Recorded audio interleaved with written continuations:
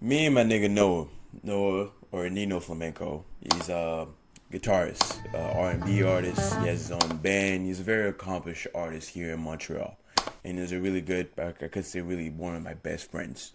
And as often we have deep conversations about our perspective on life and how we see things and how different events have shaped us to be the men that we are. And him having a special relationship with music was that he said something as to how he feels that music is being treated too much as a commodity to commercialize. Basically, it means that generally before, for to have access to music, you'd either have to buy something physical to be able to listen to it, or you'd have to go somewhere and sit down and make some space, make some time to listen to it. Whereas right now, since it's so easily available, it doesn't have the special place that it used to have, which is something that prompted me to think about my relationship with music and how music in my life so far has been instrumental in shaping me to be the person that I am. And that's specifically in relationship to Kendrick Lamar's music, specifically to Pamper Butterfly, which when I listened to it when I was around 15, 16, was an album that was revelatory to me and almost, and is, I could say, one of the main things responsible for shaping me to be the man that I am today. And so I wanted to have this conversation about art, specifically, not art specifically, but culture, and finding specific bits of culture because that's something we can do now in the world in which we live in.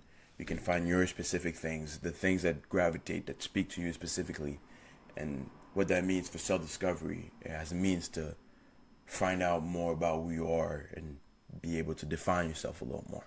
One of the things that you get to find out as you get to know me is that now I am a person with like wide interests. Like I have interest in philosophy, science, like history, like anything that is remotely that I could potentially get like someone's interest.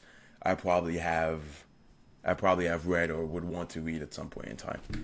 Even like my taste in music is the same. I listen to rock, fucking jazz, Japanese music actually goes crazy. Japanese R&B, shit like that. Like I listen to a lot. I want like my interest. I'm not a boxed in sort of person, and I've sort of always been that sort of person, even as a child. And I felt like as I was growing older, I was just settling into my teenage years. This led me to not fitting in. In a way, also, I feel like since a lot of this can sound potentially dark, but since a lot of who I am, I think at the core is like I strive for like things that are deemed like sort of intellectual. I felt like I was not being black because that's not what I saw or I perceived as black, at least in my environment. And the taste in the music that I had and things that I liked where it didn't fit in that sort of box of being a black guy. So I felt like my and this wasn't like a reflective thing, but I think it's more so like instinctual, and then you get to look back at it, and then you see what was going on. My immediate sort of behavior was to dive straight into being the nearest thing as possible to a stereotype. And so I remember at that point my rotation of music switched immediately to just like the Glory Boys. So that was like SD, Chief Keef, Fredo Santana, rest in peace, all that type of shit. I remember at one time when I was like 14, 15 or so, like I was showing like a girl my playlist, like the things I listened to, and she was like, Jesus Christ, it's just rap. And I remember saying, yeah, like I was really proud of that. And I feel like that was one of the reasons that contributed to the depression that I ended up feeling during that period of time, because I had gotten so good at fitting in. It's like I wasn't as good at being as I wasn't as good as at being able to tell what was me and what wasn't, or what was me and what I was doing for other people, so I could fit in. I remember the thing that really got me out of that sort of phase was listening to Pamper Butterfly by Kendrick Lamar. The first song I heard off that album was King Kunta. King Kunta was good because it was like something that was still like in the realm of rap, that was still in the zeitgeist in the mainstream, that could still like capture my attention, and like I could still like say that I listened to next to the homies, and it's not considered weird because it was like a very popular song at the time. Next on was All Right and I, which were still like, they were different enough in the sense that there was a lot more. King Kunta was, but he had the aggression that rap typically tends to have. So for me, it was like, oh yeah, like this is cool. I can listen to this. But as you get further down to All Right and I, then those songs start carrying more of a message, sort of a message that's different from what rap usually is. Like I, for example, is a song about self acceptance and self appreciation in the middle of struggle, and All Right is about the same thing. So this was like one of my first. I just really felt like one of my first introduction to music that said something. Now, when I abused out of those songs by playing them back to back to back to back, at some point I was like, you dive into what the rest of the album is. And so at that point I get to For Free and For Sale. And now, if All Right and I were things that said something, For Free and For Sale, that was really what sparked my interest in listening to more of what this album had to offer. Because For Free is one of the first times I heard a nigga rap on a bebop jazz beat like that. Come to find out, also when the video comes out, that the whole song's an allegory, and the bad bitch in the music is supposed to represent the United States and black men being taken advantage of by the country in which they grew up, etc., etc. Onto For Sale, where he talks about how he's fearful that the money, the power that he's getting. He has this conversation with Lucifer, the devil, about how he could potentially be grabbing at his soul by giving all the things that he ever wanted. He's gonna move his mama out of the ghetto and shit like that. But what is the price for soul? Now, the main purpose of this video is not specifically to talk about To Pimp a Butterfly, but it's really just a way for me to explain an idea or concept that I feel maybe that is not talked about, or like an idea that really grabs at you once you come upon that realization.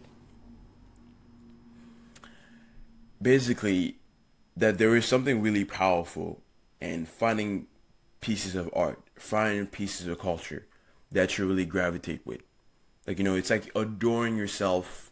It's like adoring your psyche with the ideas that you like to emulate, with the things that really specifically speak to you. Like, I like to think about people as conditions, specific points in the universe. Like, you're a mix of your mother and father's genes, the experiences that you've had, the reflections, the culture in which you inhabited. We are all like specific nodes in the universe representing, like, we're all conditions in the universe that will never appear in the way that they've appeared as they're appearing right now. And I feel like that's something that needs to be giving justice to. And so you need to be able to have an outlet to channel the specific individuality that we all have innately within ourselves. And I feel like one of the best ways to really do that is to find art that you really gravitate with. Me being Kendrick Lamar's album got me out of my depression because it made me remember who I was. In the midst of trying to fit in, there was a piece of art that reflected something towards me. It showed me more who I actually should want to be, who I actually already am, and the things about myself that were unauthentic. It was almost like a path towards self differentiation, which one could say in a specific in a specific way of looking at it. One could say that it's exactly the same thing as self individualization, because in relationship to this album and in regards to my environment, I had to stand out. Or at least the album spoke to me so much that I had to stand out and say that I like this. No one around me likes this as much as I do. So it means that in a way I am different from them. Not in a way that makes me better than other people, but in a way that says that I have my own person. I have my own individualization. And I feel like that's something that we all really need to do, find things that really speak to us. I have this little ring here. I don't know if you can see it. This ring here, it says SPQR, like the Roman insignia, means, if I remember correctly, Senatus Publicus Romanus, the Senate of the people of Rome. This is a This is something I bought. It's like made out of bronze, and I buy it for myself because I like the history of Rome. I like the things that the strong leaders like Marcus Aurelius, Seneca, like the Stoics, Adrian, these people that did great things in their life, and wearing this on my person is a way to remind myself the things I stand for. That's a piece of culture that's meant to remind me of my identity or the identity that I wish to have, the identity that I wish to instantiate in the world in which I exist in. The way in which I think about personal identity has a strong Buddhist influence to it, and that's partly due to Jay Garfield, a professor of philosophy. He has a book called Losing Ourselves, where he talks about the Buddhist perspective as to what it means to be human. And he has this quote that goes, to say that we're socially constructed is, according to this tradition, not just to say that some superficial properties, such as our social status or occupations, are constructed socially, or that some of our preferences and habits reflect our cultures. All that is true, but Buddhist philosophers think that it only scratches the surface. Convention or custom constitute our identity and the nature of the world we inhabit. And to be clear, when I say culture, what I mean is sort of the customs, arts, social institutions, and achievements of a particular nation, people, or other social group. Typically, within the Buddhist tradition, things are said to arise interdependently. That means nothing is in and of itself. Everything depends on every other thing to be able to be what it is. For example, there is, just regular cause and effect independence. Like, for example, I had to be a child before I was an adult. My logical independence to say that my mind is dependent on, like, parts depend on the wholes. My heart depends on my body depends on my heart. But there's also sort of the social interdependence, the fact that we as humans live in worlds that are conceptual, that are cultural, and and it's important to realize the degree to which we are interdependent. For example, me as a black man, my identity is dependent on what it means to be black, what the ideas of the people that share the same skin as I have had, the history that they've had, and the way in which they adapt, and the social customs, the ideas that they've had to be able to live in the world in which they live in. And being black is a concept that exists within this sort of same conceptual mesh as to what it means to be a white person, what it means to be Latino, what it means to be Asian. You don't really get a full grasp of those things specifically if you don't consider the whole sort of tapestry of human ethnicities, of the things that we've created, etc., etc.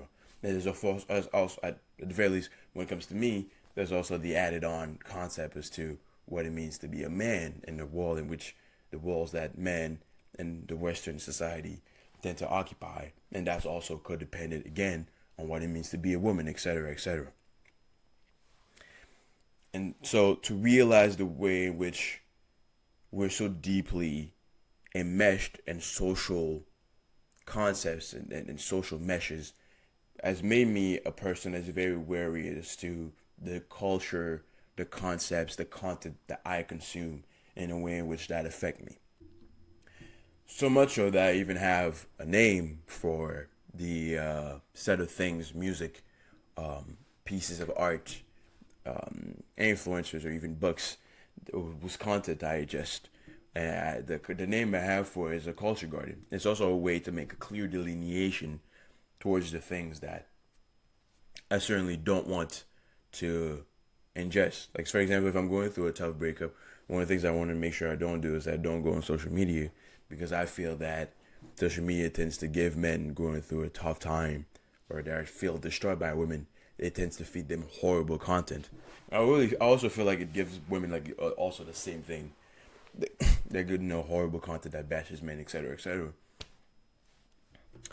And what I think is interesting about the concept of a culture garden is that the crop of my garden tends to vary depending on what my immediate sort of psychological or like lifestyle needs are. For example, at a moment where I was really stressed, what a first encounter with, and undoubtedly what something that will last with me for the rest of my life, was an introduction to Zen Buddhism and even Taoism, and listening to a lot of Alan Watts. it was introduction to concepts that I typically don't tend to have, because at that point in time I was really in that stoicism, really sort of just straining and then go, oh, going after life, big character and shit like that. Whereas for Zen Buddhism, Taoism, it's not that it sort of detracts from that, but it allows you to be that more in a more relaxed way, and so you don't have to force it. It comes out of you sort of naturally. It really shifted my perspective as to how I approach changing my idea, changing sort of bad habits, etc., etc. Instead of going against myself, I go with my natural inclinations, etc., etc. Been a very beneficial sort of a concept to add in my toolbox, to add in my conceptual garden, to add in my culture garden. When I was going through a tough time, and I needed some and I needed like help with how to talk to women when I was like a little younger, 16, 17 around. I was a late bloomer. Like I feel like I did like every other guy that grew up around the end. You watch the pickup videos or you ask your homies. Really, what really ended up working for me was listening to music. When I listened to, for example, D'Angelo or Maxwell or Marvin Gaye, it's not that I found what to say. It was more so I found out what vibe I wanted to have, what intentions I wanted to have when I wanted to talk to women, and then the words and actions sort of came out effortlessly as a result of that. Right now, I'm in a season where I'm realizing that I've done a lot of trying to read, trying to do things, and one of the things that I lack very much, and I want to be very honest about, and I'm trying to fix right now, is trying to be more disciplined, trying to have more consistency, and sticking with certain things. Last year, I've switched about. I've tried to have. I went to school. I tried to have a company.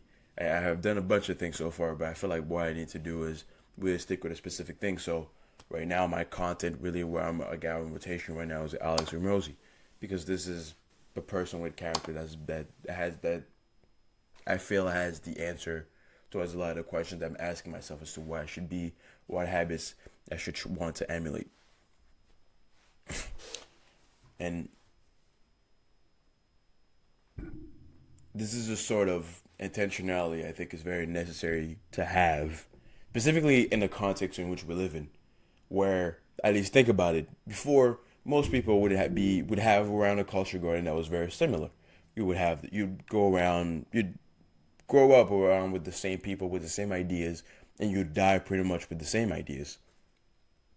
Whereas now with the internet, two people live in the same house couldn't see the world, and could see the world in two very different ways, because the content you ingest, the way in which you see the world, has been very fundamentally shaped, because the ideas that you ingest have made you two completely different people.